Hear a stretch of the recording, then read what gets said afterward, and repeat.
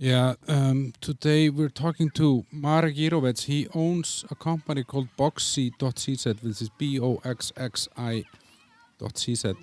Boxxi, well, kind of has, or Marek's company has two legs to stand on. They sell fish to restaurants, Icelandic fish and fish from other Scandinavian countries to restaurants in Central and Eastern Europe, here in the Czech Republic and the neighboring countries, so as a wholesale company. But they also created this Boxxi, which is like a retail brand where you can order fresh or frozen and fresh fish to your home and get delivered. And so, yeah, I knew about him. We started chatting after I was a customer and I found his story to be interesting. And we discussed on this episode, I don't know, like a relationship with Russia between the Czech Republic and Russians, and how Czechs are skeptic towards foreigners in general, but they still have found recent love for Ukrainians, even though, in the past they maybe looked a little bit down on them, according to what Marek says. And how he thinks that this war will play out for the region and how it affects the Czech people and the economy and so on. And then we talked about let's say the mentality of the Czech nation, how that has been shaped through history, being a small nation amongst giants in the neighborhoods, with the Russians, the Polish, the Germans, the Italian, and the Turkeys around, and how that has made them more resilient and so on. We talked a little bit about his family. His father has bipolar disease and how it affected him and how it worked out for the family. And his career and how he got into fish business, what he thinks about doing business with Icelandic people was an interesting thing to hear. Not a surprising answer, but still a little bit interesting to just hear it straight out like this. Where he's gonna take his business and what was the motivation for him to start this business when they were about to give up. Then he was about to become a father, so he realized that he couldn't give up. So there was a lot of interesting things all over the place, angles and so on. So I had a really good time talking to Marek. The sponsors, guys, that's Alfred Jobs, Alfred.cz, Alfred Jobs in the App Store, where you can find thousands of jobs in the Czech Republic and Slovakia. You can set up a job watch that notifies you whenever there's a new one. You can apply with one click. And you're anonymous, so nobody knows that you're there. It's not like a CV database or something like that. Alfred Jobs, Alfred.cz. Check that out. And then the Oat Bar on Cyfertova 21 in Žižkov, close to the main train station and Žižkov and Vinohrady area. Very popular place, highly rated on Google, TripAdvisor, and all the delivery services. And as the name says, it has oatmeals, and they have some amazing stuff. And they have a new one now that has a coconut cookie dough kind of thingy on top, which melts into the oatmeal. And it's not your regular oatmeal that you buy in the supermarket and cook in 5 minutes. It's boiled for 50 minutes. It's steel cut oats. It has all the nutrients. And these toppings, like salted caramel sauce, bananas, peanut butter. And they make their own peanut butter. They make their own almond butter.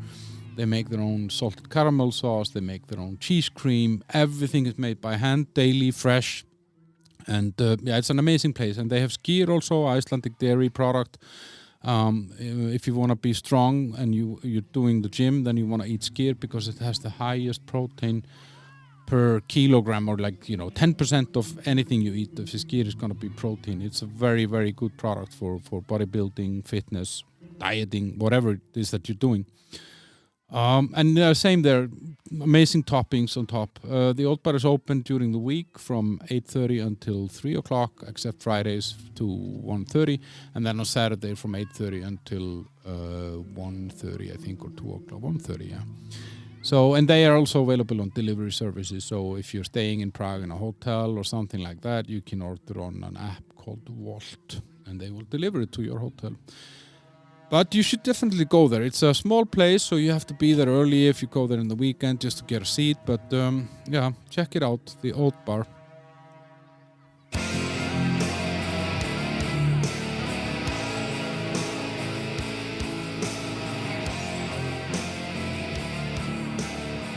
So, welcome Marek Jirovec, how are you? Thank you, Elmar, for the invitation. Thank you. Have a good time today. Yeah. What have you done today? What did you do today? Some work or? Standard normal day. I took my older girl to kindergarten. Then I went to one business meeting in Prague city center, and then I spent a few hours with the office work. And then you're now here in the most famous podcast studio in Prague. Which I'm very honored to be here. Yeah, I'm happy to have you. So I found you actually a while ago. I found your company Boxxi, Boxxi.cz, Yep. which you sell fish and you sell Icelandic fish. So I ordered some fish from your company, and then we got in touch on social media, and I was telling you how happy I was with your service and how well the customer journey was such a nice experience. And and we started chatting, and then I found out that we could have something to talk about. But if you tell the listeners a little bit like what Boxxi is in general, like. Boxxi is an e-commerce project which started with fish because we have quite a long history and track record in fish business. But Boxxi is a project designed especially for end customers, and we try to make long story short, we try to improve the level of food and especially fish in the Czech Republic. We are trying to open the fish topic. We are trying to get information and more facts to Czech audience, because you cannot really imagine how hard it is to sell fish in the Czech Republic and how the market is tough. And we built the project on top quality, story, sustainability. And in the fact, I didn't expect when we started that it will be so difficult and that the Czech market is so unevolved in the fish part. Yeah, I mean, I've been living here in Prague for 13 years now, and I when I saw your company first, I thought these are optimistic people, because I mean, Czech Republic is a landlocked country. We don't have any ocean here. There is no big tradition for fish or seafood or anything like that, and the only fish tradition is around Christmas, right? I mean, historically. Yeah. Well, the history is more complicated. In the beginning of 20th century, there was a tradition of salmon. So it's not the fish of last local salmon? No, imported. But it was kind of common food here. But you are pointing out to the carp, which is, from my point of view, not the best fish you can eat, but it's kind of tradition. I eat it myself with my family as well at Christmas. There are a lot of things connected to it, like swimming, having a live fish in your bathtub, and yeah. So take me. So basically, with the carp, some days before Christmas, you go to the street and you find someone who is selling this water carp. They sell it from big fish tanks. Yep. And you take it home alive, and you put it in your bathtub.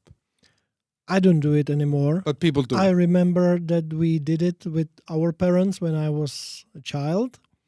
And we really had a carp in our bathroom. And I cannot bath myself for 3 days because we had a fish there.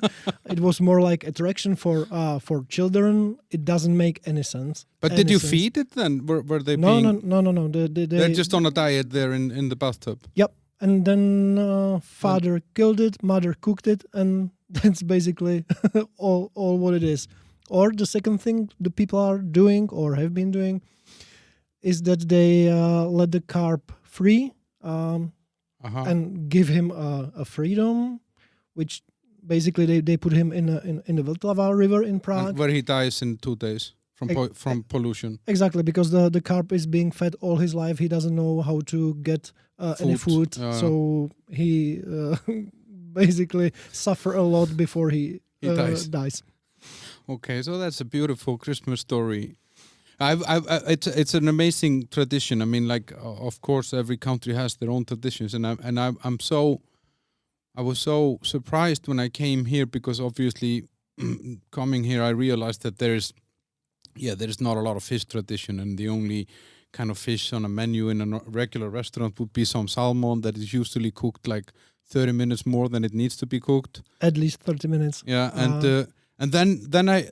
then I was wondering why the fuck would a country that has no ocean and doesn't really have a fish tradition, why would they pick a carp as a Christmas food?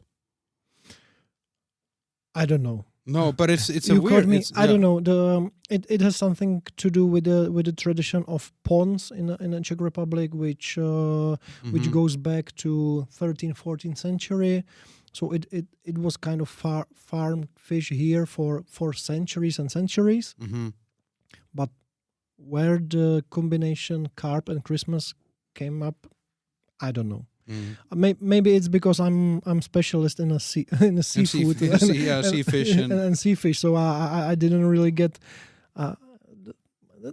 That's interesting. I never really got interested in this question. I have to dig in. We will do episode 2 where the carp tradition came from.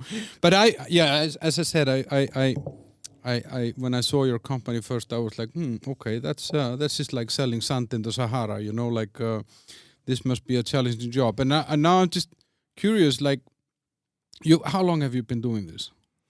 We are in the fish business for 6 years. Mm-hmm. Boxxi started 1.5 years ago. Okay. And it's more like selling pork in Indonesia. Uh-huh. To the Muslims, yeah. Just few numbers. Average consumption per capita in Czech of all the fish, freshwater sea fish, is approximately 5.5 kg a year. Mm-hmm. The European average is 22. Yeah. And the best fish countries like UK, Netherlands, they are around 40. Mm-hmm. From the 5.5, 70% is salmon. From the 30% of the rest is half a carp for Christmas. And the rest is all the fish. The rest, from the rest, so you have 15%. From the 15%, approximately 1/3 is tuna and 1/3 is zander, zandat. And then you have your rest 7%. That's the market that you're in. And that's all the rest. Yeah. You're on that market. But you have salmon as well. But how is the war affecting a business like this? Because Boxxi is B2B, you sell in wholesale, and then so you have a B2B business, but Boxxi is then the consumer brand, which is a home delivery of frozen fish. Exactly. For consumers in smaller. Yeah, you order, you pick a time frame, we deliver directly to your home. Actually, not only frozen, we can get to it a bit later. Why frozen, why not fresh in the fish? But today we started with oysters and mussels, which are super fresh. So we are not frozen specialist only now, but Boxxi is expanding its range. The 7% is growing. To 7.01, I guess.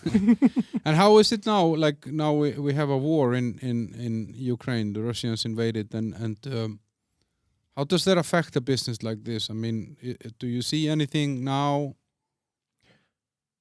The war does not affect our business directly. It's more about how it affects the general mood or general feeling in among people. People are more stressed. The war accelerated all the fears of increasing prices, inflation, not feeling stable. After the 2 years of COVID, everyone was looking forward to fresh air again, which did not really happen because of the Vladimirovich. And the good thing for us is that we sell food, and that means you always need to eat. It's not like when you are deciding whether you buy the new car this year or next year. You always, And war doesn't change this. People always need to eat. exactly. And if you are happy, or I would say differently, if you take care about what you eat and how the products are made and produced and how they get to them, and the food is not only about filling your empty stomach, but it's more behind there for you. The food is the last thing you will change. You will not buy a new TV. Maybe you will not go to Malaysia for holiday. You will go to Kerkonoše instead. You will not buy a new car. You will Wait 2 years or something. Yeah. Yeah. But when you are buying Boxxi quality fish, you will not start from week to week just because of war buying less quality product. So the war doesn't really affect it directly like that. It's more the general. Yeah. And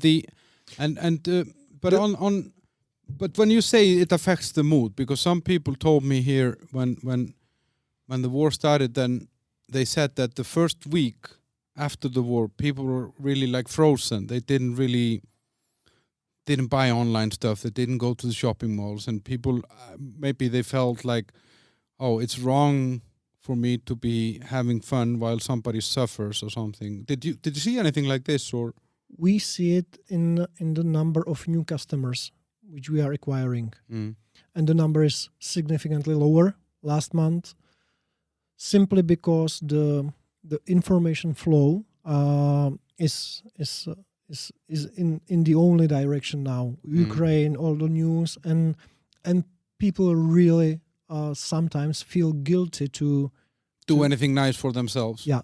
To get I don't. Me neither. It's a bullshit. I mean, of course, I know it's well, the war is always evil. We help as much as we can. Exactly. We send money as a companies. We send money as individuals. Individuals. We try to help in the community as we can. But will I change anything if I will be sitting in the corner and crying? No. No.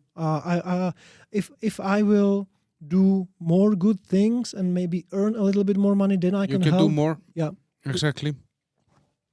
And it is, I mean, like, if we look at here, I mean, we are in the Czech Republic. We're 8 hours from the borders with Ukraine. We have already, I think, some 300,000 refugees coming here.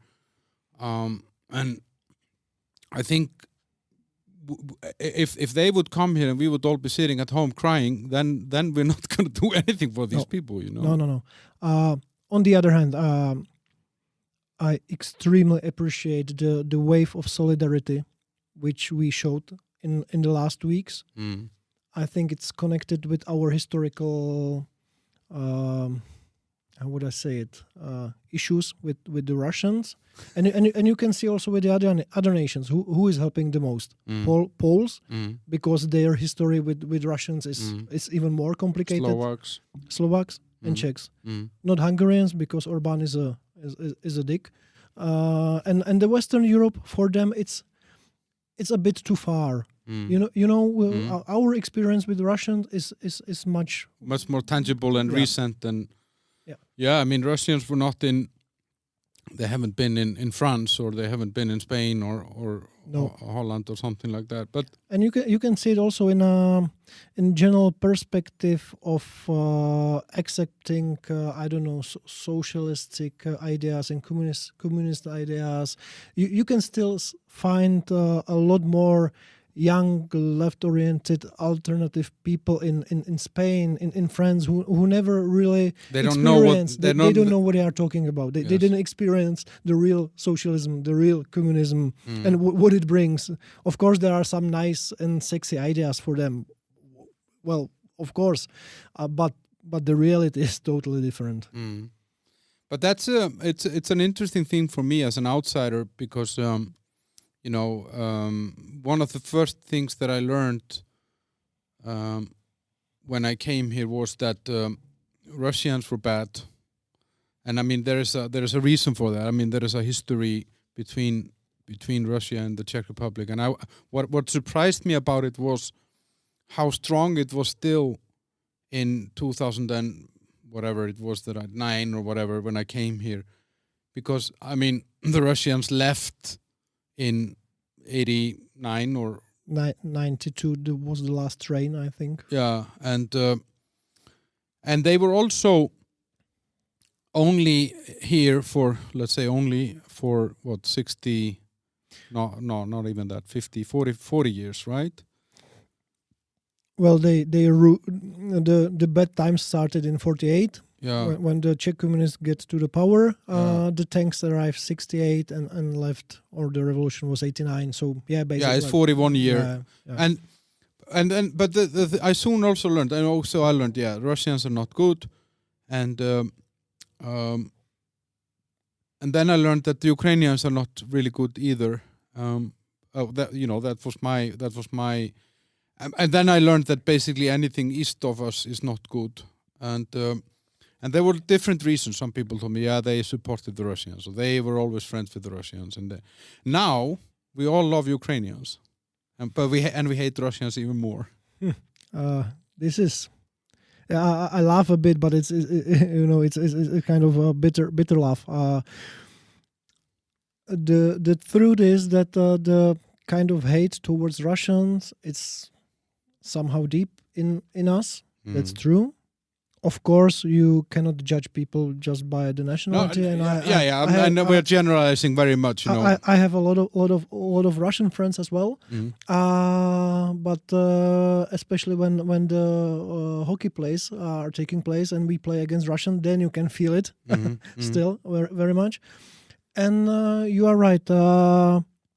We always, or the general opinion on Ukrainian people were that they are doing low qualified labor. We looked at them more from above, and we did not really pay a natural respect to them, or to most of them. They were perceived generally like Gastarbeiters for us, and it's. For me, it's a really complicated topic, because I was when I was younger, right after the gymnasium or the high school, I was working in Germany, and I was perceived there those times also as a Gastarbeiter from the eastern country. Mm-hmm. So on one hand, we want all the Western Europe to see us as equals. Mm-hmm.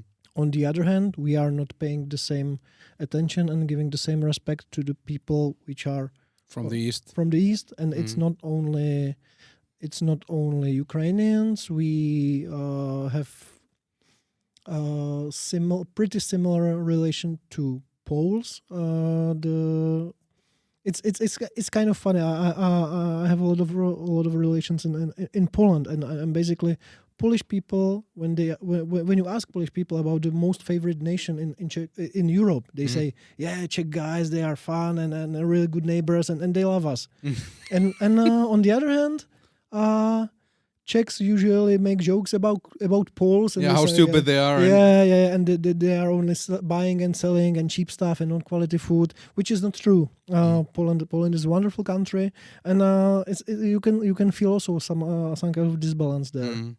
But I know it may be touchy thing, but I haven't really met a nation that we look at here from the Czech Republic and we say they are great. Do you know what I mean? I have a feeling that Czechs are very much on guard towards anyone. Yeah, because we. This is from my point of view. I feel it as a historical problem. At least last 100 years, we never fought in the last 1.5 century for our integrity, for our nation. World War I. Okay, we have our legions and fighters. World War II. Okay, Munich Agreement, whatsoever discussions. Should we have defend ourselves? Should we not? Polish people, the nation suffered like hell from Russians, from Germans, and they have it in their blood, in their national identity.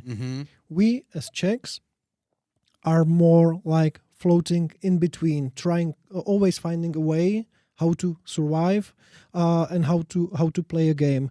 We usually don't choose strong parts and don't speak up too much,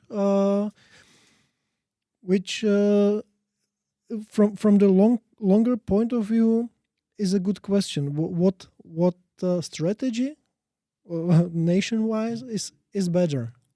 To fight and bleed and die, but strengthen the nation and the character of the nation in these bloody wars, or to somehow find a way to survive. Yeah, I think because I actually had a guy here, political scientist. He was here like 2-3 episodes ago.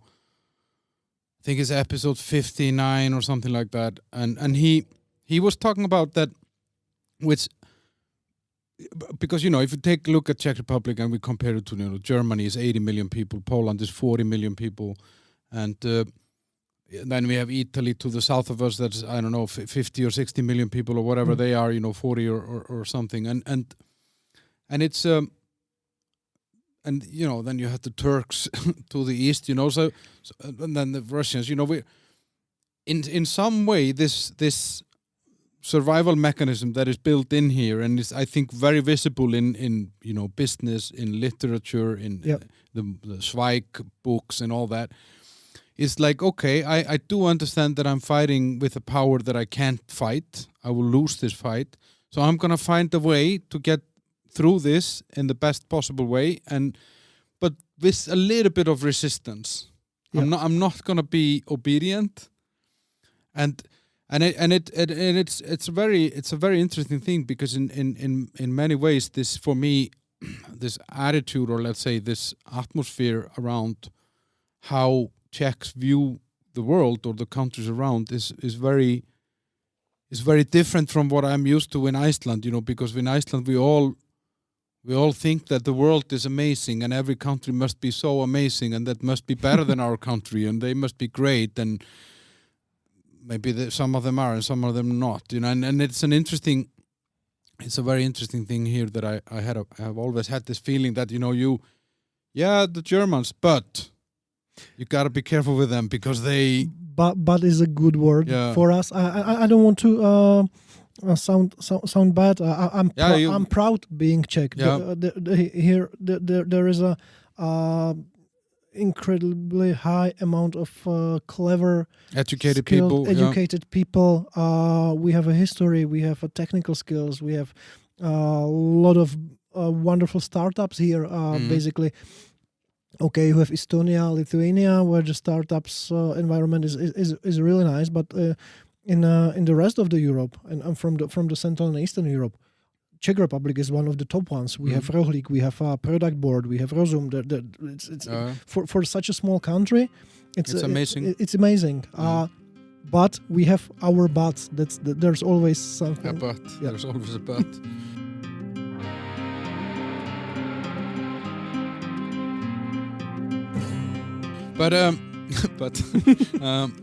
But with the war, do you like and the people that you talk to and your I don't know, the people that you do business with, are people genuinely worried that this will escalate somehow, that it will affect us not just financially like it's happening already and will happen, but like that there's a possibility that okay, they will invade Poland next and then they will come here, is that something that people are talking about? Yes, we are talking about these things, of course. 6 weeks ago, no one expected this. Was expecting that Putin will march into Ukraine. Some of us were expecting he will take Donbass and the Donetsk Republic and Luhansk Republic, and will the occupation will stay there. But it was almost not able to imagine that he will try to reach Kiev. So from that point of view, from this perspective, it's really hard to say what can happen and what cannot happen. What I can tell you how I see it. I think that from the point of view how the operation goes, I think the Russians now know that they don't have much power and possibilities to go further. If they cannot destroy Ukraine in matter of weeks, there is no way they will go further west, because they simply don't have the capacity and capability to do such an operation.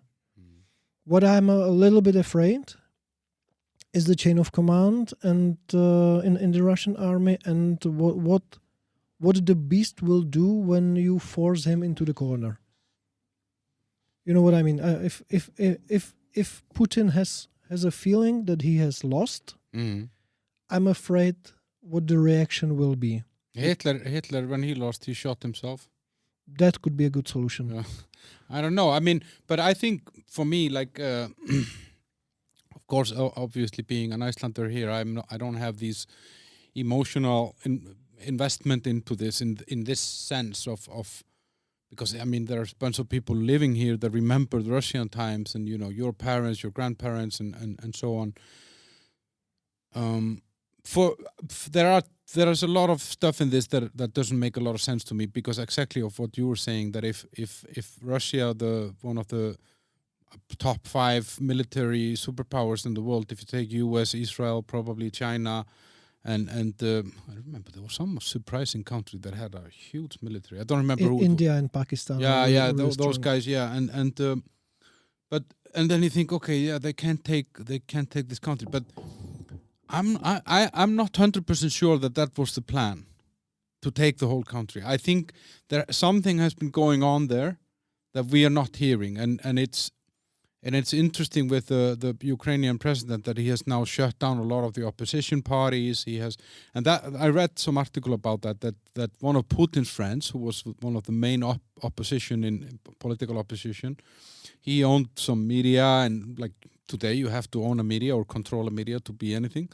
And that was all taken off him and closed down, and his assets were frozen. And this is before the invasion.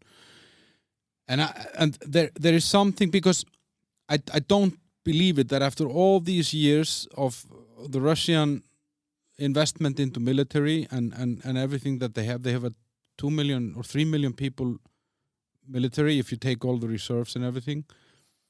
I think that they went in with the purpose of, I don't know, changing the government or forcing something that they have been asking for that we don't know. I don't know what it is. And then the other thing is that they're actually just using baby weapons there.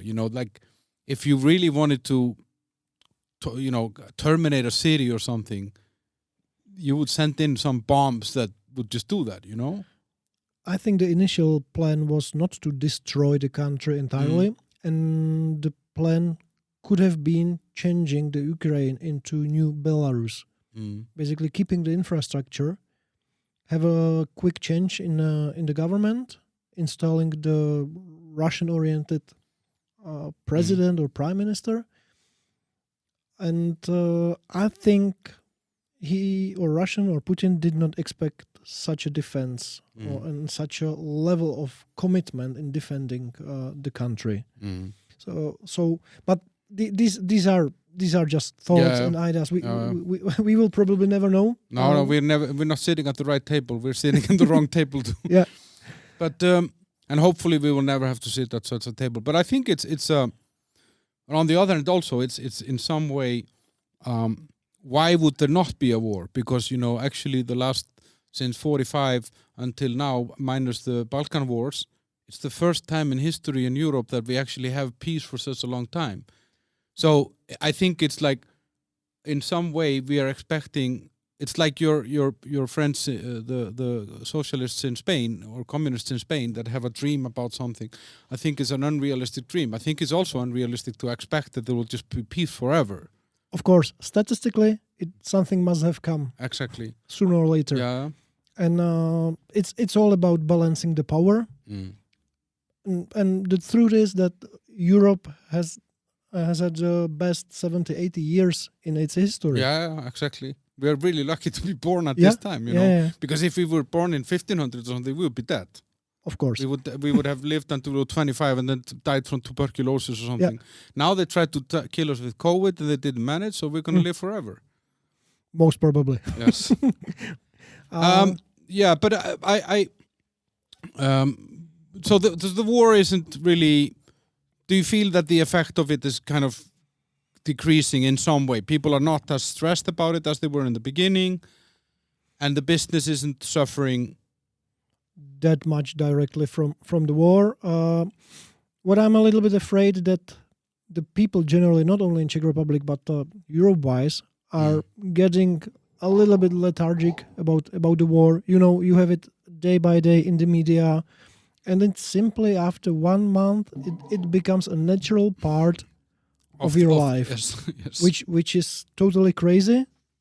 And every day you read the news about how many tanks were destroyed, which towns were bombed. And it becomes normal. Yeah, and it should not become normal. It's still war. The people are dying 500 kilometers away from here. Yeah. And that's the horrible thing. How do you think we can do with all these people that we have brought here? Will it be easy to integrate them into the society here and find them jobs and a purpose? And we have to. It's must. There is no question about that. When Czechoslovak people were fleeing from Nazis and from Nazis, then from communists, the Austrians, the Germans, U.S., wherever the people went, the nations were able to accept them. Sometimes welcome, sometimes accept, but they never did any hard times to those refugees. And it was not war refugees in the communist time; it was just political refugees. So if someone is fleeing the war zone, our human must is to help them. But it's still it's a huge task if you think. I mean, on the long run, because I mean, of course, the first thing is just to get them out of danger and get them somewhere where they are safe. But if you just think about it, 300,000. It's almost like Iceland. Iceland is 360,000 people. Yeah. So we are here, 10.5, 11 million people in the Czech Republic. We have 300,000 new inhabitants. It's gonna be a big challenge, right? The good thing is that there is already a lot of Ukrainian people established, and the communities are established, which are able to help to support and accept. The second good thing what I see is that the mentalities are pretty much similar. The language is not so far away from each other either. I mean, when I was in Kiev, I understood more there than of Russian, for example. I understood more Ukrainian based on my Czech. A bit, but this is not a significant advantage. But it's more like about the mentality. If you put the Ukrainians in Spain or in the UK, it will be harder to integrate than in the Czech Republic. But do you have a feeling that these people would then want to stay here? Let's say that the war ends tomorrow and it's safe to go back. Do you think that they would prefer to stay here? 50-50, I guess. Some of them would love to stay. More than half will go home because it's their home. I can imagine living anywhere in the world, but my home is in Prague, so I will always come back home. Yeah. This was a little bit of a side tour, but yeah. So. What? Well, hopefully the war will not expand. I hope it will end soon. We will not need to deal with any further Russian aggression. If it should happen, my escape plan is to Iceland. Yeah, yeah.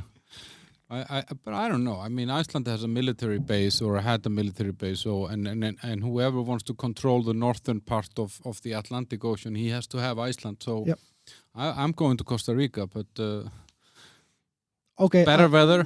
A little bit, yes. But the Iceland is too small and too far away. And I think from the military point of view, you are right that the only agenda is to control the North Atlantic. But then we are talking about World War III. That will be, in that point. We'll be fighting somewhere then. Yeah. Tell me a little bit about so you're born here in Prague. Yes, born and raised. And how was it you're born in what, 84, so you don't really remember any communism or anything like that. How was it growing up here in Prague in these times? And it must have been a big change after the communists ended. Then you're what, 6, 7? I didn't feel the change. I'm from the typical normal family. My mother was a teacher. My father was a clerk. So nothing really special about my roots. My parents didn't catch the opportunity of the economical transition, and they did not start to being entrepreneurs and to go in their own business. So for me, I just have a lovely, calm childhood, spending holidays at my grandma's in south of Bohemia, and being a normal nerd in basic school with all A's and trying to be the best. You were a good student. I was actually. This was. Where did it then go wrong? It didn't go wrong. No, but it's quite interesting how different the family background can be. My mother's point of view on the life was always be a good student, find a good job, don't show yourself too much. Be a little bit under radar, be in the good job for as long as you can, and just head for the search for the stability, and be a normal guy in a normal flat with a normal family, and just don't change the things too much. Which was affecting me in the basic school. That's why I was always trying to get the A's and never the B's, and I was trying to be the best one. And then I have my uncle, who is the essence of entrepreneurship. He started even I think before 89 with some before the revolution, with some small stuff and things, and right after the change happened, he jumped right into it and just took off. And this started to affect me when I was 15, 16, and I started to do the summer jobs and weekend jobs at his company, and suddenly I realized there is totally different approach to your life, and it can be different than find a stable job and stay there. And I simply learned work hard, try harder, discover things, take risks, don't be afraid, and from these 2 ways, I actually decided to take the second one. It took me several more years before starting the own business, but somehow all the way led to have own business and taking care of myself. But why do you think like this with your mom? Because I think what you're describing, your mom's ambitions or advice to you is, I think it's a very common thing and kind of a sign of a certain time, like you were just supposed to get educated and find a job and stay in it as long as you can and then get a pension, and you would go on 1 or 2 holidays a year. You would drive to Croatia or wherever, or go to Bulgaria and then go to a cottage in the weekends or something. And that's the safe way. Basically, my mom comes from the small town or bigger village in Šumava in South Bohemia. Beautiful area. Yeah, it is. And for her, it was kind of big step to move from there to Prague to live with my father. And basically, that's kind of natural way for all the mothers, that they want the safest way for their children. Of course, it changes a bit. It was also affected by the times she was raised up, and in the communist times, what choices you had? Yeah, you didn't have a lot of choices. Not much. So this is basically why she chose this way of life, and it's not the question of good or bad. It's just different. And I guess also, like, if I think about it from my own point of view, for example, when I'm growing up, then it wasn't necessarily there wasn't so many options. You couldn't. You just had to find a job somehow to build a house or buy a house and buy a car, and if someone would have said in 85 or something when I was 12, I'm gonna just travel the world and take photos and then I'm gonna write blogs about food and that's how I'm gonna make money. People just thought, what's wrong with you? Like are you using drugs? And but do you think that this, because I feel in some way still a lot of people are affected by this mentality from their parents and grandparents, that I feel like there's still a lot of social pressure on younger people here to follow a safe path. Do you see that? I mean, now you're 10 years younger than me, so you probably know people that are even younger than I do. So how is this? Because this is such a dominating thing here. Family is very strong here. Like the opinion of mom and dad and grandma and grandfather actually matters, which is something that I think we have abandoned a lot in Scandinavia. We kind of just it's none of their business. It's moving some way somehow. I think there's a big difference between Prague and maybe Brno and other bigger cities and the rest of the Republic. Mm-hmm. Personally, I thought the change to be more cosmopolitan, to be more active would be quicker. As I said, now it will take 1 or 2 generations more to move to more active way. You can see it on election results. You can see it On who is the president. Please don't talk about Mr. President. Not my favorite topic. I don't want to say it's no, not, but someone is voting him. Someone votes for a guy like that. 50% of people is voting for him, and if you take the rest of 30% that are not even coming to the elections, they are most probably not the part of the modern active world, because the people who take care of their lives, careers, they usually tend to vote. No, and I think this is the interesting thing, because you mentioned Orban in Hungary. I mean, he's a dick, but he is still he's the dick that they voted, and they voted him repeatedly. So he must be doing something correct. From my point of view, the pattern is still the same. A lot of people here or is actively hearing and responding to the stories that someone will take care of you instead of you.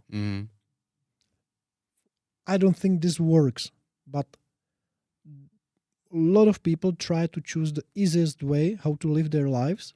And if someone tells them, I will solve all your problems, I'll give you 5 more euros per month in benefits. And you will have healthcare for free, and the bloody foreign companies, we will increase the taxes because they are stealing your jobs and your money.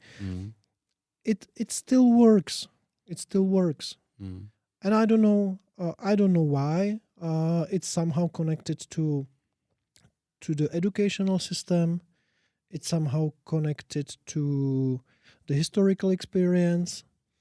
But in the end, in general, you have such groups of people everywhere. In some countries they are significantly smaller. In some countries significantly bigger. I think it's here. I mean, it's just the remains of communism, and there's a lot of people that are just old that are like the state should take care of it, And you still think it's the remain of communism after 30 years? It's not more about your character and simply the way of life and your family, how it affects you and how it builds you and how you build your opinion on the world. Yeah, I mean, of course, there are people like that as well. But I just think that there are because you said I think, and that's the thing for a lot of these countries here in the Central and Eastern Europe is that you have the cities where things are actually happening. When where people are going to school, there are companies, there are interesting industries and stuff like that, and people are going for something. And then you have the put the microphone a little bit up, like this. Then you have the more rural areas where people are maybe living in the same house that they lived in 1972, and the only thing that they want to do is to go to the pub and drink 3 beers a night and smoke half a pack of cigarettes, and then they don't have any expectation. I remember I spoke to a woman, my mother-in-law actually. She's not formally my mother-in-law, I'm not married, but let's call her my mother-in-law. And I asked her, I was asking her, how was it during communism? And she said, we had everything. And I said, what do you mean? Yeah, we could go to Lake Balaton in Hungary, we could go to the pub, and we could go to the local dance, and we had everything. This is the mentality. So she is still a voter. And it was a lot easier because you didn't have choices. You didn't have to choose. You didn't have to decide. You didn't have to have the ambitions. You simply you didn't have a choice to be better or worse. It was all gray. Yeah. And I'm pretty sure that for a lot of people this was the easier and perfect way of life. Yeah, because if you look at it now, if you look at young people now, they all have anxiety and they are worried about that what they should be, and that the society expects them to be, beautiful, funny, clever, creative, educated, high income, traveling. I mean, when you see all it's just enough when you scroll your Instagram and you see all the things that you should have been, what the social pressure is there. On one side, of course it's hard for a young personality which is 13, 14 years old. Sometimes it can be for sure hard to get through it. On the other hand, there should be something that motivates you, and moves you forward. It's just about to find the right balance, I think. Yeah, but that's also part of, I guess, the role of the parents is to give the kids or their children a healthy balance of choice and discipline, or you know what I mean, to make sure that they understand that in order to achieve something, you need to do something. Because I feel a lot of the discussion, and maybe more with your friends in the Communist Party in Spain, but they are thinking that I should get something. I don't really need to do anything to get it. And that doesn't work. The moment that you disconnect effort and reward, then we're fucked. Exactly. There is nothing free in the world. But so you got into entrepreneurship yourself. You worked with your uncle and his companies? The way was a little bit longer. I started working when I was at the university, which I didn't finish because I was working too much, and I still always had time to finish. And you know how it is. And then in the end, I spent 13 semesters studying the University of Economics in Prague and didn't even get the bachelor degree. But looking back at this time, the university gave me what I needed or expected: connections, friends, and somehow changed the way I was thinking about things and perceiving the problems. So, okay, I don't have a degree, which my mother still hates, but in the end, it's not the most important thing in my life. And I don't think it harmed you in your career not to have the degree? It would probably do some harm if I tried to push like an employee career in a corporate. Yeah, it could be. It could have been a limit, but I started in ExxonMobil as a student job, a typical shared service center job. Then I had a wonderful 2 years in a Robert Half recruiting company. Perfect time. Those times, economy was booming, and we were selling like hell. It's it's funny. For me, it's a bit funny. A lot of people imagine working in a recruiting agency like you are a HR professional or psychologist, and you're a work with salesperson. people. You're just a salesperson. You are selling people, nothing else. And then I had the experience with one of the ex-colleagues. He set up an investment fund which did not end well. Basically, a lot of people and a lot of close friends and family lost a lot of money there. Pretty much significant moment for me when I realized that I only want to do things that I have some control over, and I don't want to be in the projects that I cannot control, and where I am responsible in the point of view of the customers and people, but I'm not really able to make a difference. So that was extremely important moment for me. Like a lesson. Yeah, lesson learned. But you keep saying your mother as she was telling you what kind of life you should live, and she was not happy that you didn't finish your university degree. What about your father? He didn't have any ambitions for you or give you some guidelines in life? The relation with my father is a little bit more difficult, I would say. He's definitely not a bad person. He's still my dad, and I love him. But there were some bumps on the road that simply formed the relation. And the truth is that if I should name two people who formed me, it would be mother and it would be my uncle. And the mixture of these two attitudes made me who I am. My father always had the ambition to be a professional football player, which never happened. And basically football stays one of the most important parts of his life, being a fan and playing like for fun. My parents got divorced when I was 15. This is also connected to what we were talking about my mother, how or generally the mothers, how they try to protect the children. My mother knew it like 8-9 years before that she doesn't want to live with my father anymore, but because of me and my brother, she was waiting until we are old enough to accept the change. She wanted for us to have a whole family in our childhood, which is kind of, I don't know. It's beautiful, but beautiful doesn't work in reality. / stupid. She and it wasn't always easy with my father. Why? What was he drinking or something, or what was the? No. I'm probably the worst drinker in our family. My father has a bipolar disease, yeah. or I don't know how it's called in English, and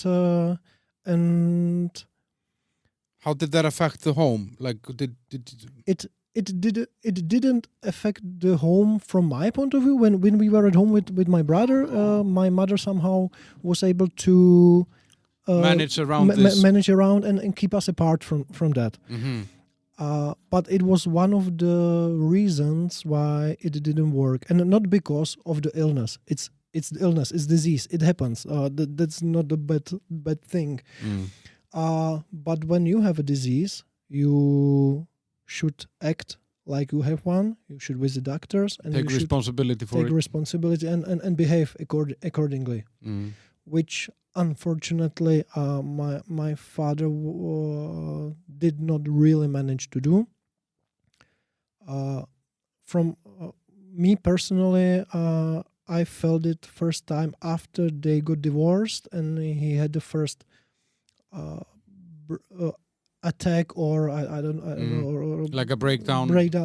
It's not really a breakdown, but basically for the first time when I was 16, I suddenly realized there is something which I didn't know that is there. And my mother said, okay, I'm not taking care anymore. I did for a long time, so not anymore. And suddenly it was up to me and my uncle to deal with that. And I don't blame my father to have a disease, naturally not. I blame my father not to be responsible for it. But I think with bipolar, people go down and they go up. You know, they have these big fluctuations between the moods, and they can be very depressed and they can be very high. And when they're high, everything is amazing and great, and when they're low, nothing somehow works. And the bad thing about, I have a little bit of experience with this myself from a person that I know. The medicine that at least was available like 15, 20 years ago in this it makes you completely flat. So the people who are bipolar, they often, when they go on medicine, they feel numb somehow. You know, they're not happy, they're not unhappy. They're just somewhere in between, you know? I think the medicine went a little bit forward. The medication is not that strong anymore, and of course, the medicine you take it to cut off the tops and the lows, and the lows. So somehow it affects you to be not so happy and not so sad. Yeah, but it's just but you still need to feel something. Yeah. When you don't take the medicine, it can be okay for weeks, for months, even for years, and then suddenly something hits you. It breaks out. Suddenly, and your moods start oscillating, and the oscillations are bigger and bigger and bigger. Of course, we have some funny stories from the points of the highs and the mania,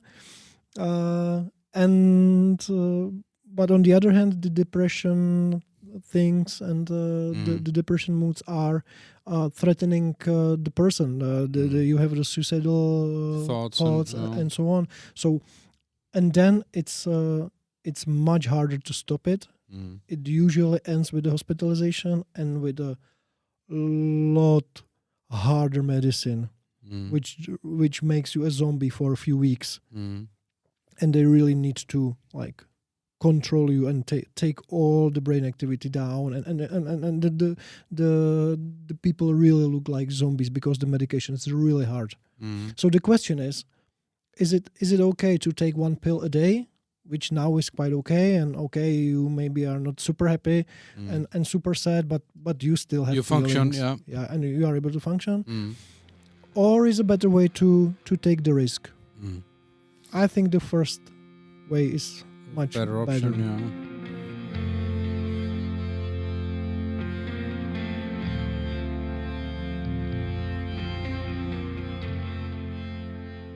But did you, when your mom told you about this, when you realized this when you're 16, did you then look back at your childhood and say, now I understand this? Or do you know what I mean? Were there any... No. So there were no signs that you felt like, how could I miss this? No. I think my mother was just too good to protect us.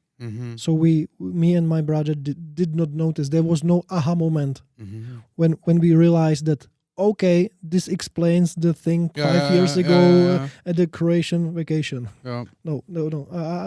Nothing like that. How was it? So you say that you and your uncle were kind of responsible for the relationship to your father after this. Your mother and your father divorced. What do you mean by being responsible? At the time when the disease breaks out and the mood is really oscillating, you have to push the person to basically accept the hospitalization, because there is no other way. At some point, you cannot correct it by taking pills. At some point, you need to be in hospital under 24 hours surveillance, and they really need to drug you hard. The person which is in that point obviously doesn't notice that you need the hospitalization. So at first you try to convince him, At the second point, you try to convince the hospital to Take him, yeah. take him and force him. Of course, the doctors are super careful about hospitalizing, about taking someone By force. because they are naturally afraid of the lawsuits and whatsoever.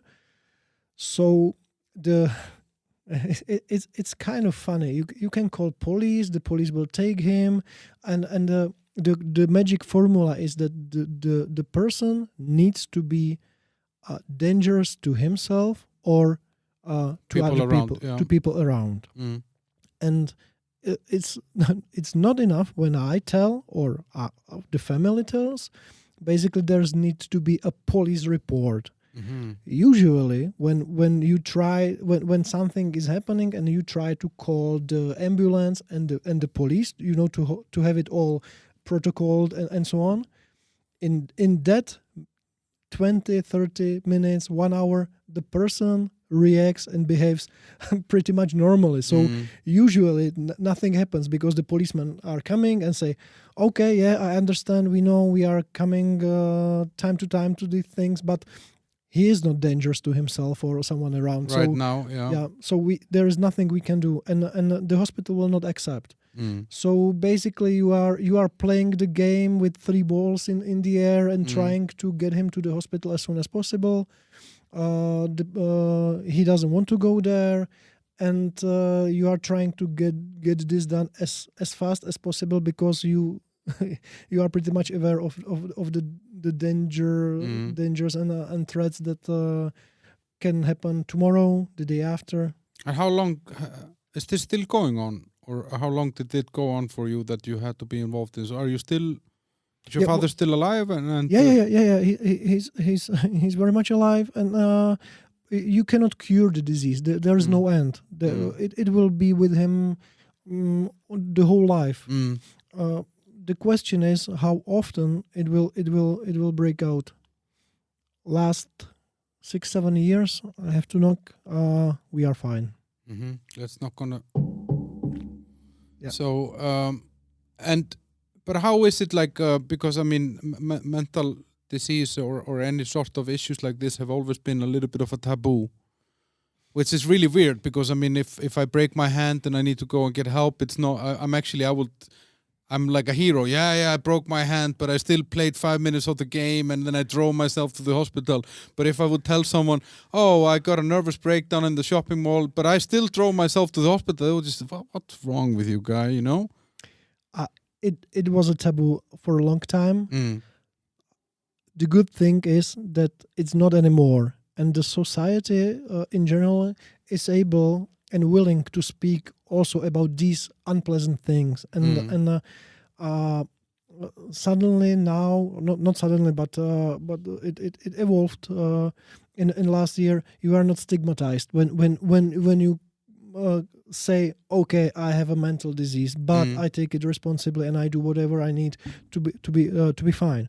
So this is a perfect change. The second question is the psychiatric care in Czech Republic and anywhere else in the Europe needs some, I would say, tune up and modernizing and increase. Yeah. On the other hand, this untabooizing this topic also leads to new problems of basically how would I say it? 10 years ago, when I was sad or something was wrong, I went with the guys to have 10 beers, got drunk, have a brutal hangover in the morning, and basically talk myself off, and it was okay. Today with the same thing, the people goes to a psychiatrist and like to take a medicine, which is also not a good way. But I think that is.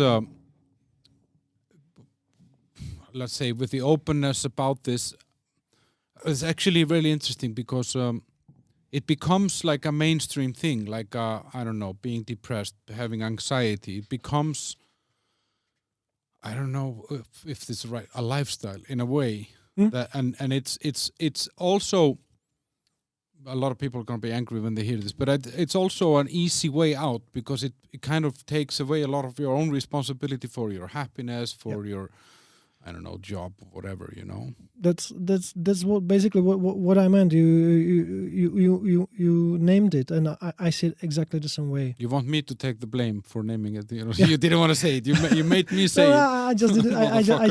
I just didn't find the right words. But it is like it is. It's sometimes it's misused for being simply an excuse.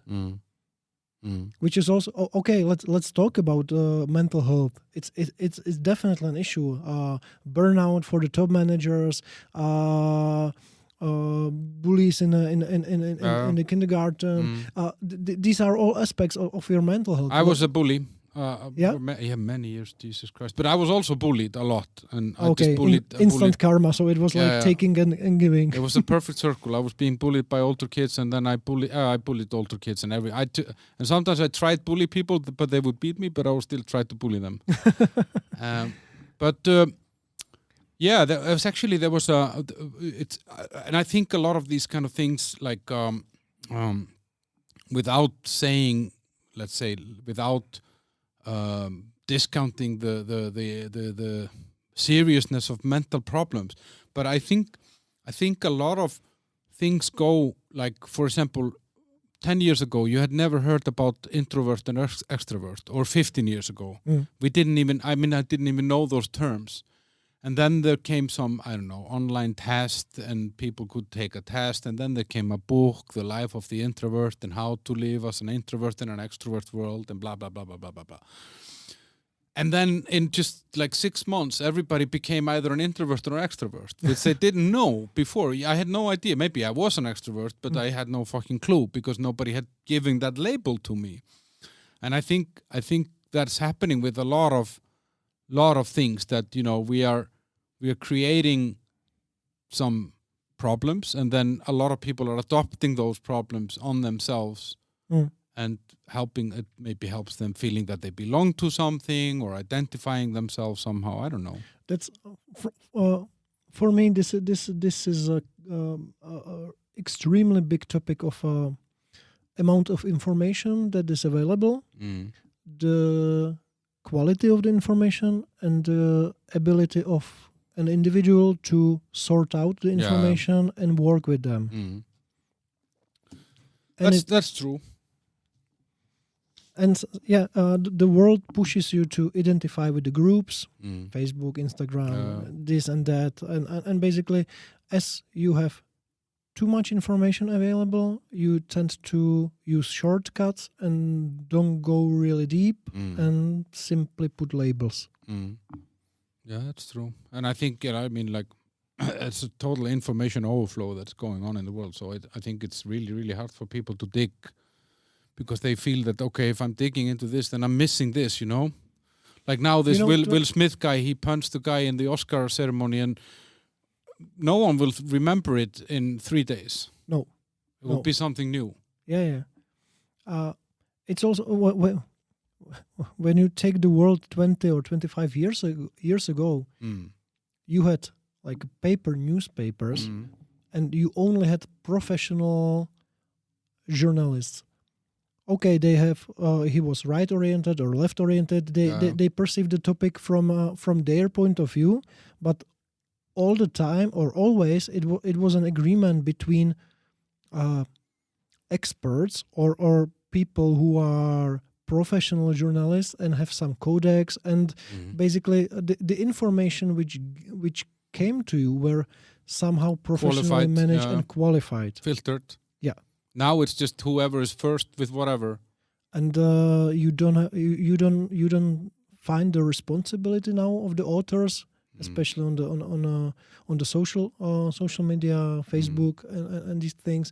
Everyone can write everything without being responsible for it. So I think the big issue and the big topic of coming years will be how should we regulate the Facebook and the internet in the way that it doesn't do more harm, and be you as an author of a blog or everything, you should be somehow responsible for what you what you write, how you work with the information. But it's a dangerous thing, because I mean we saw it in COVID, for example, that there was obviously one story that was approved, and anyone who would question that story or ask, is this really correct, or should we maybe look at the data? Should we? Is it maybe a chance to stop before we put this in 5-year-old kids? You know, like whenever you came with something like this, they would censor it, or they would ban you, so I'm very skeptic about regulation. Me too. I don't want to say that we should regulate it hard. I just feel that this will be a topic, and we need to find a good way how to work with the information and with the responsibility and these things. And I think also, like, because for me, I have to, you know, the only thing I can trust is my own judgment. You know, like, so whenever I see something, whether it's the war in Ukraine, whether it was COVID, and it's just in my nature. My parents hated it, especially my father. My teachers hated it. I always ask, but why? But why is it like this? I want to see the other side. I want to hear more. I want to know more. That's my responsibility as an individual, and that's not to be overtaken by all the information. You know, you are one of you. Let's get back 30 minutes in our talk. It's easier not to ask. You know, it's much easier when you don't ask why. You don't have to think. I always ask, and they fucking hated it. You know, like, but I will never stop asking, because that's the only way that I can look after myself and make up my opinions and stuff like that. Yeah, I do the same way, but it's not normal. No, people don't want to ask, because it makes you think and makes you dig deeper and makes you get another source of information, and it's complicated. It takes time. You have to think. It hurts. And you can lose your tribe, because you can ask a question that makes you change your mind, and then you lose the tribe that you belong to. That's why I try to be in a discussion club. Basically, the tribe should be open to discussion. I don't need to agree with you, but let's talk about it.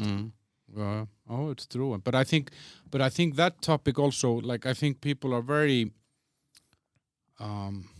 much seeking to just be around people that agree with them. And I see, for example, I use Twitter, and I find it so fascinating when people write something like, "Oh, I just blocked this asshole," and then I comment on it and say, listen, you should never block anyone, because, you know, then you have only people around you that are saying the same thing, and you won't see the correct world.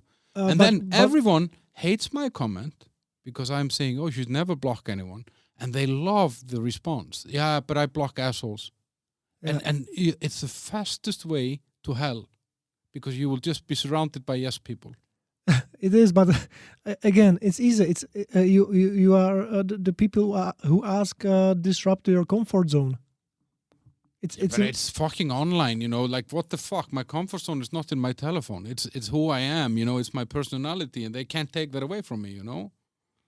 A lot of personalities are bound strongly to the phones. Yeah, I don't know. Sometimes I think I lose the track of these things going on, but I feel it the same way. I ask. My personality is not in my phone or computer, but it's about talking here with you and discussing topics.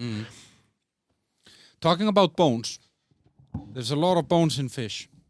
Yes. So what brought you into the fish business? I mean, why the fuck does a Czech guy that has been an immigrant worker in Germany go into bringing fish to the Czech Republic? By an accident, as usual. All the stories are by accident. I was working those times 6-7 years ago for my uncle's company, because we always knew that we will try it. Me working there full time, but quite soon I was pretty mature after the first year that it will not be the way. Basically, we see things differently with my uncle, business-wise, about the company, and because it's his company, it was up to me to find a different way in the life. And I was mainly responsible for for export. The company is a machine building company, basically active in a industrial automation. So we were building a big lines, end of the line, packaging, pelletizing, and these things. So I totally did not know anything about fish. The only thing connecting me to fish was my hobby in good restaurants and food and cooking. And I had one really small Icelandic client buying few semi-automatics machines, and these two guys came to Prague one day, and we got drunk a little bit, and I don't know if it's true, but they told me that every Icelander either works in fish business, or the family is in the fish business, or at least the friend is in fish business. Yes. So all the Icelanders I met in my life, they are proud to be Icelanders, and they promote the top quality fish they have in the ocean. So basically, they ask me if we eat fish here in Czech Republic. So I got a little bit offended and say, "Oh, of course we eat fish. We are not cavemen." And he said, "Okay, sorry, don't want to be rude. And do you eat fish from Iceland?" I say, "I don't know. It's fish. Fish is a fish. I don't know where it was born." And we were talking a little bit more. I did a small market research and really saw that no one is importing top quality fish, and that the fish market generally in Czech Republic and Central Eastern Europe is not very much evolved, and it's more like price based and oriented, not about the stories and the quality. So I was so naive, screaming like, "Perfect! I found the market gap, and this is the golden pot." And yeah, naive. But it was good. We didn't know anything about fish. If we knew with my that you would never partner, have started. No, exactly. no. That's the best way to start. Yeah. Just jump in. Yeah. So I talked over my business partner David to join me, and we had the initial idea was to focus only on the Czech Republic and deliver the fish from Iceland directly to restaurants. We met Pierre Bouls. We call him Fish Pope. He's an evangelist of fish in the Czech Republic and basically Central and Eastern Europe. A Belgian guy who came here 92, 93 with the first box of Norwegian salmon and stayed here and built basically helped to build up the whole fish business in the Czech Republic. So that was a guy from Belgium. Yeah, but for a very long time established in Czech Republic, and he said, "Okay, guys, I love your enthusiasm, but you will not sell it to the restaurants. You will be here at my platform, and you will, I will help you, and you will deliver the fish to whole Central and Eastern Europe. I will try to introduce you, and I will help you." So we were looking on each other with David, and basically we could follow our own business plan and deliver to restaurants, or leave it as it was, and after one 20-minute long meeting, give us to the hands of Pierre and trust him and got on this way. So we decided to go Pierre way, which turns out to be kind of good decision, and we set up the company Icelandic Fish, and we started importing the fish. Now we are with Icelandic Fish is not a wholesale company; it's basically an importer company. Yep. We deliver to Macrometro, for example, and today we deliver fish to 7 countries in Europe.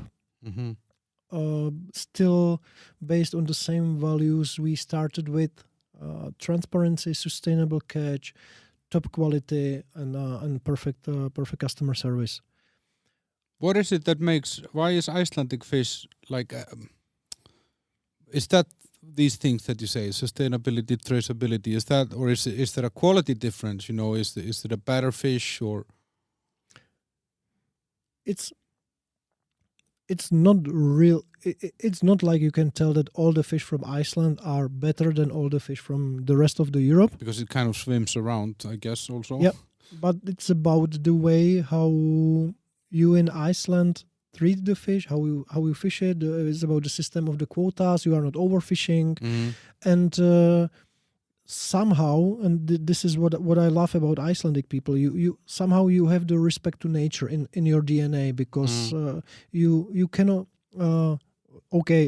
Is an island in the middle of Atlantic Ocean, and you cannot really fight the nature. You always had to find a way how to live alongside with the nature and respect it, and take and give back. And this is, I think, very much deeply in you and in the way you do the business and you treat the fish. And this is what we like, and you don't find it anywhere else.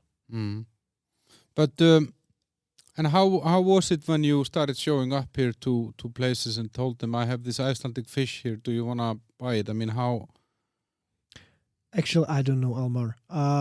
Imagine that two guys from the middle of the Europe with no and really zero history in fish business come to a buying department of Macro Czech Republic and offer totally different top quality product from Iceland. It was a magic. I don't know why, but the Macro Czech Republic gave us the chance. They invested a lot of time and money into the project and effort together, and we built it up and introduced the whole new portfolio, and it worked. And from that point of view, we were able to use this reference to other markets, and then it was a bit easier.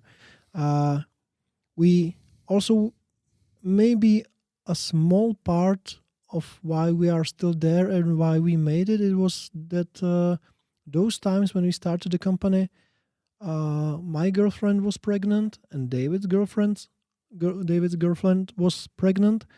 So somehow we felt that we don't have any other option than it has to work. Yeah, we had to succeed. We didn't have a choice. But that's I was actually talking to a friend of mine. He has four children. I don't have any children, and he has 4 kids. And he told me, he said, if I would have known before, I would never have had all these kids. But you're young and you're struggling, and it doesn't really matter if you have just one extra kid and you struggle a little bit more. And he said it's such a great motivator to build a business, to keep a job, to build a house. Like it's such a driving force, as you were saying now. Yep. Like, okay, there's someone coming here into this world that I'm going to be responsible for. I better make this work, because otherwise you would have to go back to your uncle.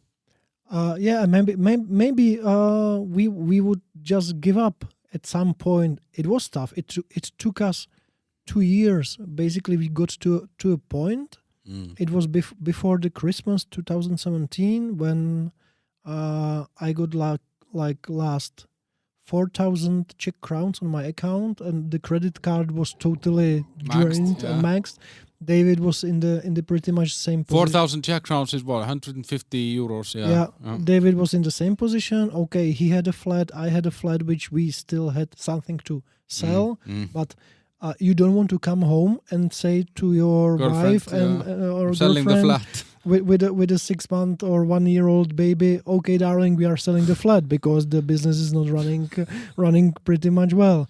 And we had this Christmas 2017 in front of us, and we said, okay, this is the moment, now or never, and we have to the Christmas have to kick us a little bit and give us the boost, the boost, and it happened. We really tried so hard to have a successful December those days, and it worked because we cannot really imagine coming home and selling the flats. We would most probably, if there wouldn't be the families, we would most probably close the company and get back to some job. It's a great motivator when you have the family. But then you take these, you kind of take the product and I think you told me when we chatted before that you were trying to get it into like retail stores. I mean, so this is like, let's say, the B2B side of the business where you're actually selling to restaurants and wholesalers and stuff like that. And then you wanted to get into retail. Yeah, because Macro is a wonderful partner. We work with them, Czech, Slovakia, Poland, Austria, but it's not a standard shop where normal people go. Yeah. So we said, okay, we want to get these products to standard retail chains so that the general public can reach them, can afford them, and we want to tell the stories. And we were discussing this for 1.5, 2 years with the retail chains, and we always end up with the same things. It's beautiful. We love the taste. We love the product. We love the story. The marketing departments was super happy that they have something to communicate. But in the end, we ended up by the Excel sheet, and they told us, okay, but we need it 30% cheaper. I say, come on, guys, we don't understand each other. Totally, it's like East and West. Yeah. How after the 2 years, how can you tell me to do it 30% cheaper? So we after these talks, we came to the point that and in those times the Icelandic fish, the wholesale company, was working already quite well. So we sat with David one evening in a pub and was discussing this topic, and that's where you solve all the world problem. Yeah. It works. And basically we had those times two possibilities: either stay in our comfort zone and keep pushing the Icelandic fish, the wholesale company, and improving it. And it was already those times earning some money, and it was quite, I don't say easy, but it was working. Or we take all the cash we earned and try a new adventure. And we said, okay, let's go for it. And that is Boxxi. And we said that when we are not able to get the products into the standard retail chain, we have to do it on our own and offer it to people in our own way. So we decided that David will keep working on the wholesale, and I will be responsible to build the Boxxi project and run the Boxxi project.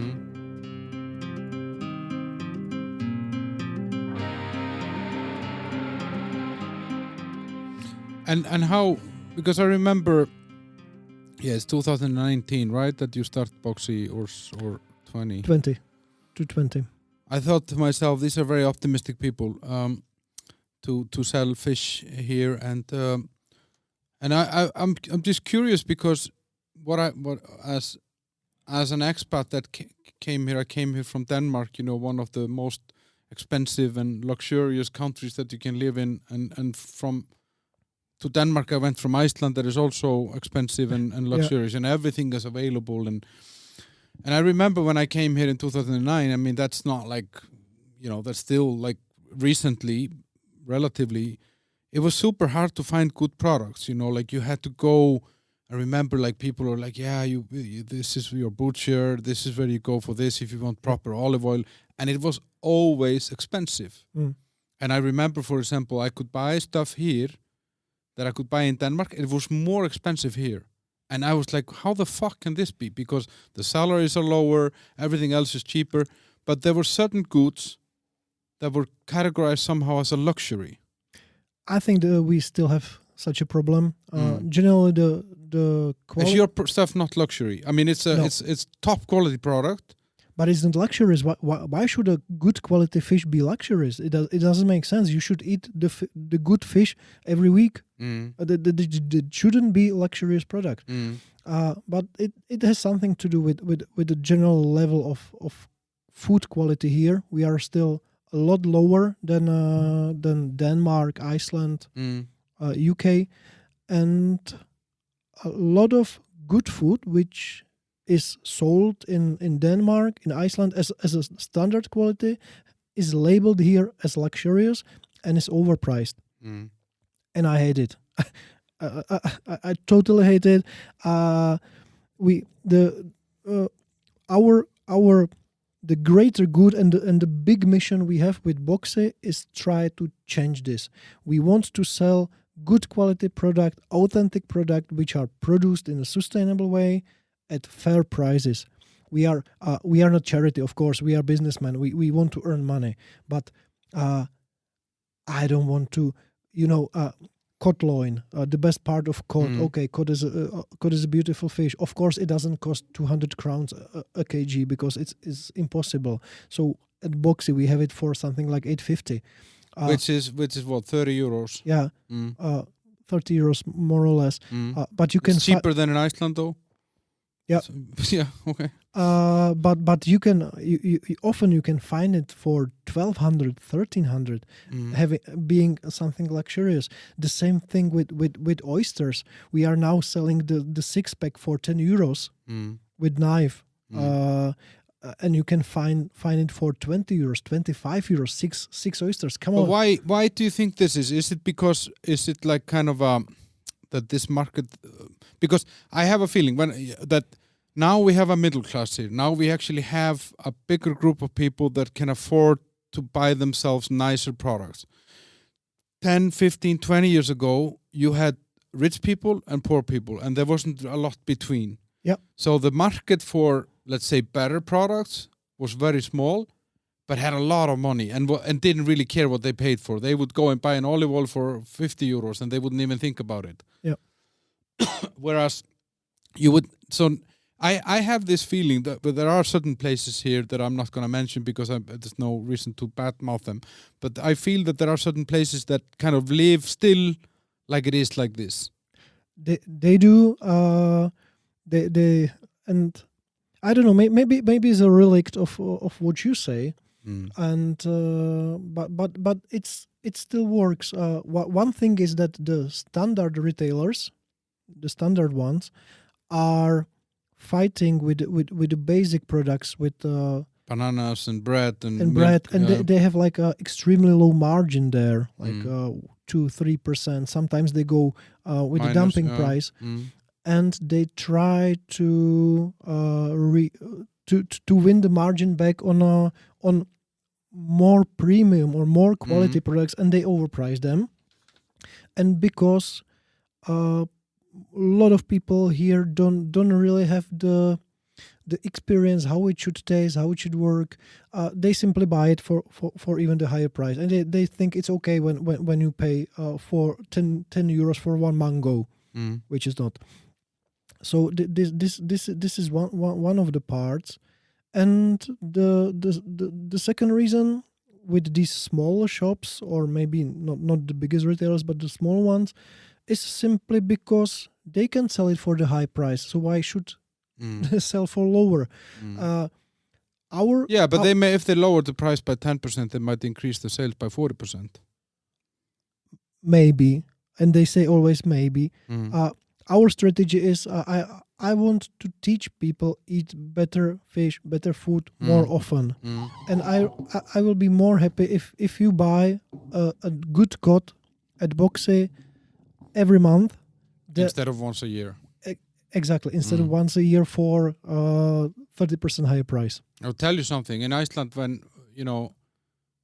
we are traumatized, people my age, from how fish was used in Iceland, because we had this super, as you're saying, we have really good quality fish, we have responsible fishing, we have these high quality products, high protein, high omega-3, everything. It's like a superfood. And our moms took this stuff. We didn't get the cod, we got the haddock. And they put the haddock into a pot with potatoes, and they boiled it there for like an hour or until the potatoes were boiled. And then we mashed it and we put ketchup on it. It's like it's like going to a church and peeing on the cross. It's like you just don't do this. So when I moved away from my parents when I was 21, and this was 3-4 times a week, this dish. Oh. And it's horrible and it's traumatizing. And then I remember when I moved away from my parents when I was 21 in university, and then I said to myself, I would never eat fish again for the rest of my life. And I stuck to it for more than 10 years. I didn't eat fish. I think I didn't eat fish until I was 35 again. Really? So 13, 14 years, I just never ate fish because I was just traumatized. And then I learned, the cod loin. I learned all the fat fishes and how you can cook them differently and all the beautiful things you can do with this ingredient. And how good it feels if you eat it in the right way, because fish isn't heavy, but it's still filling, and then the funny thing is that like being from this country that makes this amazing ingredient, we just don't know how to use it, or we didn't know. Yeah, I think it's better now in Iceland. At least what I experienced there, everywhere we went, the dish was perfect. But what you have learned yourself, maybe in Denmark, basically when you left Iceland, this is exactly what we are trying to learn. What we are trying to teach people here, that it's not only a salmon and carp, and that you have like a lot of other 50 options. different options, and that it's easy to cook, easy to prepare. You don't need to spend 3 hours in the kitchen. It's about. It's a beautiful ingredient. It's what 15 minutes in the oven, and then you're good. Yeah. Or you fry it on the pan or whatever you want to do. And we try to teach them how to recognize a good fish from the bad fish, because the general level of knowledge in fish is extremely low. You wouldn't even believe what we are facing, what troubles, what stigmas and questions we are facing. For example, we are delivering at Boxxi. We are delivering the fish frozen, because the market is too small. If you want to offer such a variety in a stable quality, you don't reach it in fresh. And also we hate to put it in a bin, because when it's simply not our way how to do things. And freezing is totally natural way how to. And they do it at sea. I mean, they take it out of the ocean and then freeze it in 3 hours later. So it's actually more fresh than you would ever get a fresh fish. Yeah. But people don't know this. No, and they tell you, I hate frozen fish. Why? Because 30 years it was all rubbish in the retail freezers here. Gorbusha salmon from China, I wouldn't feed a dog with that. And a cod was here sold as the blocks, basically. But when you ask them, okay, so you buy fresh fish? Yes, I do. Where you buy a good fish? At Macro, of course. Yeah, Macro knows how to do fish. But you buy the whole fillet, right? Yeah, I buy the whole fillet. And what you do with the whole fillet? Do you eat it at home at once? No. I cut it in half and put it in freezer. Yes, which is actually worse, because I know that about fish. You should either freeze it right away or not. Exactly. And when you freeze it in your freezer, which is not strong enough, with lower temperature, you break the structure, and you are actually freezing the fish, which is 5, 6, 10, maybe 12 days old. Exactly. Or you can buy my fish, which is frozen like in 24 hours after the catch, at latest, packed, portioned, most of the times without the bones, and have it in a perfect condition. But these stigmas of freezing and frozen fish is something that it's extremely hard to break, and we underestimated this point strongly. But are you? So I guess, and I saw that. I mean, as a customer of Boxxi, there's a lot of information that comes with it, and a lot of communication with the customer that takes place, and it's very. Yeah, I have to say it was a nice journey. Like, I mean, I have to say though, I mean, in this country there is a lot of e-stores that are doing, like, delivery store. They're doing a great job. It's a very advanced business here, but you guys are doing it with a very nice touch somehow. You know what the difference is. I don't want to build another Rohlik. Tomáš Čuper did a great job. Rohlik is the biggest online supermarket here. Yeah. But I don't want to offer 40 types of ham. How should you as a customer decide which one is correct, which one is good for you? Will you read all the information by all the products? No, you would spend 8 hours by one shopping basket. So we said when we set up the Boxxi that we will only get from each product from each category one product from one producer, but we are extremely sure how the product reach Boxxi and will reach you. And we know all the story behind. We know the people. We know the faces. I hate the industrial food. I hate the anonymous mess of anything. We want to deliver you not only filling for your stomach, but the whole experience. Yeah, that's the right word. And you should know where it comes from, how it was produced, why it's here, why we think it's good. And for me, food and basically the act of eating is not about being hungry and then suddenly not being hungry, but you it all connects with your health, with in the end with your mental health, how you feel, how you live. And you should when you take care of what you eat, I'm pretty sure your life will be a little bit richer and more. How would I say it? You'll be happier. Your soul and your body and everywhere. Yeah. I mean, now, so you start this business just when COVID is starting. So I guess, people here in this country are very used to ordering things. I mean, there's a very high number of. I often wonder why, if Czech people just don't like people, so they want to order things online rather than going and meet people. I often thought about it, but so you had COVID, so I guess people were maybe spending more time at home, and they were ready to order and cook for themselves. And now we're paying for COVID through the inflation, and now we're gonna pay for the war in Ukraine also. How does this affect a business like Boxxi? I mean, I guess there are goods and bads to this, right? Exactly.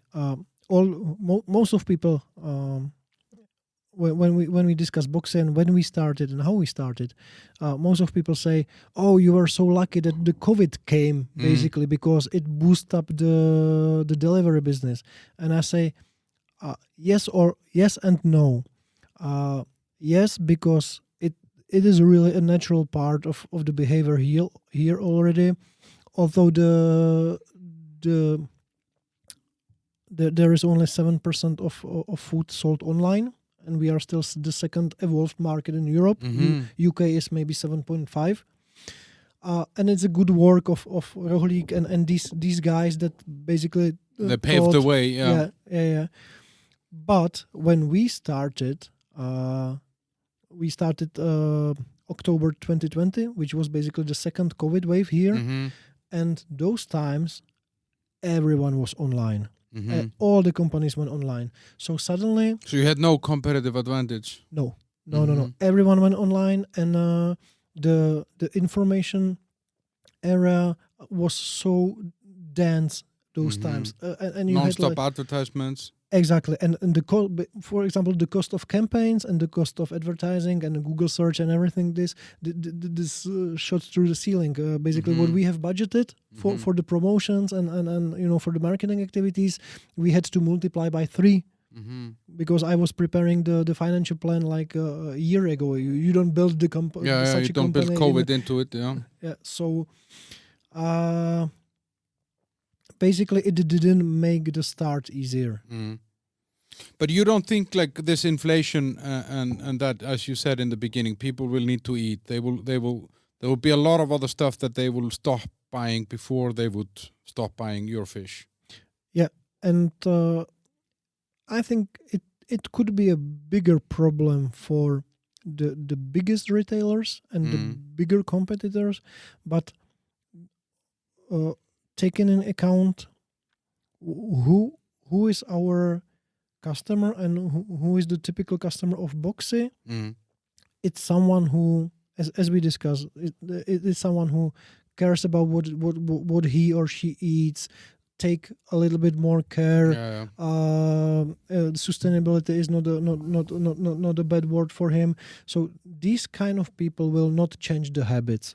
No, they will maybe go one less holiday per year or something. They will, but the last thing they will compromise is their health. Exactly. So in this point, from this point of view, we always bet on a long-term strategy. Yes, we could have grown much faster if we had a larger portfolio, maybe cheaper things, but we stick with our philosophy and we see it as more stable. Slower, yes, but more stable. Do you think you want to bring some, I mean, I know you have not just Icelandic products, you have products from elsewhere, but are there any other Icelandic products that you've thought about bringing here? Lamb. I'm flying to Iceland on Sunday, and we want to take a look into the lamb, which what I have learned is also top quality product, and it's not only the New Zealand, but Iceland is also a huge producer of. Yeah, but we have good lamb, but that's actually this is also an interesting thing. That's something that our moms and grandmoms fucking butchered, and they cooked it for like 1.5 hours. And I remember when I moved away from my mom, I got first time like a medium rare or like medium lamb, and that was the first time that I realized that lamb has blood in it. You know, that my mom had cooked it until it was gray forever. Yeah, you know. Yeah. True. I'm laughing a bit because now I realize that the lamb would be probably the same bad idea as fish, because the lamb is not the most popular meat in Czech Republic. Yeah. So go ahead. This is a great idea. So we will struggle most probably the same problems as we did with and fish. When you're just about to give up, just make your girlfriend pregnant, and then everything will be fine. We already have a second daughter. She's now almost 6 months old. So now is the happy time. You know, when you have a hard day at work and you come back home, and the little one just smiles at you, everything disappears. Yeah. Yeah. But I was wondering now, because you do business in Iceland, and I'm obviously from Iceland, so I'm curious, like, how it looks from a distance for a foreigner. I mean, I living here, I have a lot of ideas and opinions about the Czech Republic, but it's interesting to hear what you think. So it's 6-7 years that you've been doing business with Icelandic people. Yeah. How does it look from the distance, and how is it to do business there? Do you want to hear the modest answer or the or the truth? The truth. Only the truth. Okay. From my point of view, the beginnings are hard. You don't really let the people come too close too soon. And someone from outside have to prove themselves and, earn the respect, which is kind of fine for me. And then when you pass this point, I see Icelanders as very warm and welcoming people, and when we create a friendship, it lasts. It's then the bond is strong. What I don't like about Icelanders, I often see that you miss the last mile. Yes. Many times it was 95% okay, but you were not able to finish the job. Yeah. And I know if it's true or I just had a bad luck. No, I think you're absolutely right, but I think it's we are very enthusiastic when we start, and then we kind of like, this is getting boring. Let's go and do something else. Maybe somehow connected because I have the experience from the fish business, and that was also kind of funny. A lot of companies from most of the Icelandic companies are exporting by pallets or by the full trucks or containers to US, to UK. And then suddenly came two guys from Prague and wanted to buy 50 kilos of this and 200 kilos of that, and promising that in 4 or 5 years it will be the pallets and maybe the full containers. So most of the guys opened the map and tried to find where the Prague is. Yeah. Because the Central and Eastern Europe is not the biggest exporting market for the Icelandic companies. And luckily we had the already established some relation with the guys who I was buying or I was selling the packaging machines too. So Robert helped us a lot. He was ex fisherman and a man in the fish business, and in that period of time he basically jumped out of it for a while and did the packaging business. and he helped us a lot in the beginnings, and he used his personal contacts by the producers and fishermen to basically enable us to start somehow. But it's really interesting to hear you say this about the 95%, or the last mile somehow. I think we are, and we have this mentality that we have this saying in Iceland, "Þetta reddast." It will, and the translation, it will sort itself out. Like, and for me, it's like it happens all the time. Even after the 5 years, when I think we have a relation, we are a loyal customer, it works. Somehow you get a confirmation that all the fishes will arrive to the airport, and suddenly it comes and 2 pallets are missing, and you say, what happened? Well, yeah, I thought it was confirmed, it was not. Yeah, we do a better next time. Yes.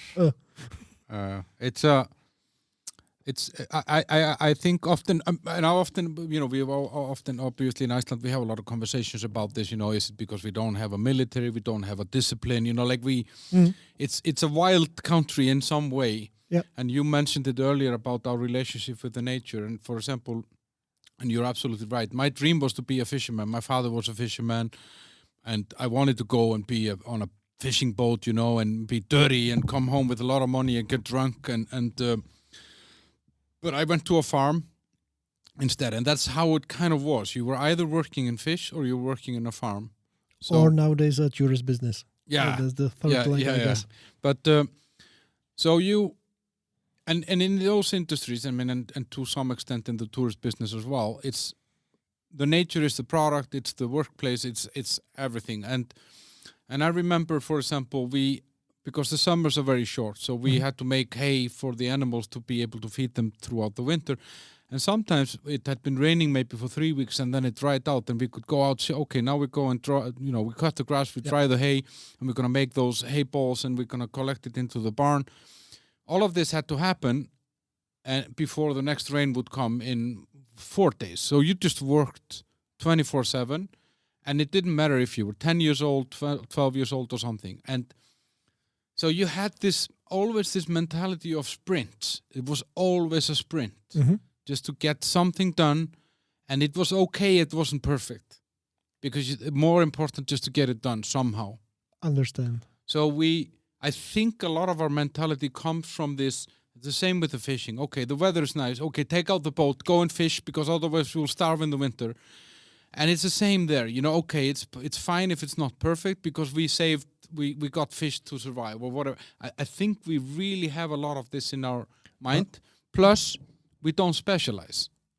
Everyone has to be good in very many things, because the market is so small. So you cannot be a lawyer that, I don't know, is only a divorce lawyer. You also need to know how to do, I don't know, business law or criminal law or something like that. You cannot be a shop that sells only beef. It has to have a lot of other stuff as well. Maybe this is the answer. I don't know.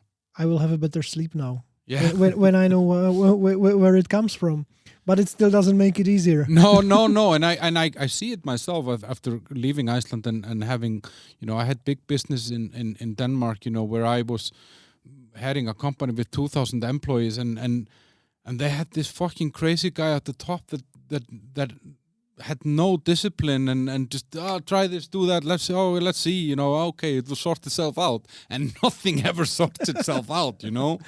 That's wishful thinking, because there is nothing that sorts things out. Somebody has to do it in the end, Okay, but in the end is not that bad. Still the 95% is there. Yeah, exactly. The 95%, and that's more than in many other places. But so, where are you gonna take it from here? You're gonna maybe find some more products. Do you think that Boxxi will go outside of Czech Republic, or you still have a lot of work to do here? That's the plan. We will expand the portfolio. We will definitely jump into the meat, and basically we want to cover other categories as well with the same idea, with the same mindset. Limited range, but quality, story, authenticity. I like that. And the big plan is to go abroad and maybe build a CEE company active in the whole region. That was also one of the reasons why we chose the Boxxi name, because you can. It's an international word, but still a lot of work to do here. It's as I mentioned, we didn't choose the easiest way, but we think we chose the right way. What we believe, basically, when we decide whether to put the product at Boxxi or not, the final decision is would I give it to my daughters or not. So that's why you had the kids. Yeah, as a lakmus paper, to decide whether to sell or not to sell. Not to sell the kits, just to sell the products. Yeah. Where can people follow? So that's Boxxi, Boxxi.cz. That's the homepage. Yes. That's the same. I will put all these links in the episode description. But there's an Instagram as well, Boxxi. Boxxi.cz is the Instagram. Is there a Facebook or something? Facebook as well, and we have our small shop in Nusle, in Mojmirova Street, where everyone can find us. So if I buy online, I could come and pick up there, or I can also buy the products from the shelf there. Yes, you can. And we are not active only in Prague and surroundings, but we are able to deliver, I would say, to 80% of address in the Czech Republic. So we didn't want to build another fancy Prague project and e-commerce, but we wanted to open the gates also outside of Prague. So the voters of Seman can also order fish. Yeah. But guys, check out Boxxi, because what is cool about it, and if you're living here in the Czech Republic and you're listening, then what I really like about Boxxi is that they actually give a lot of information about the product and how to treat it and how to cook it and how to prepare it before you cook it.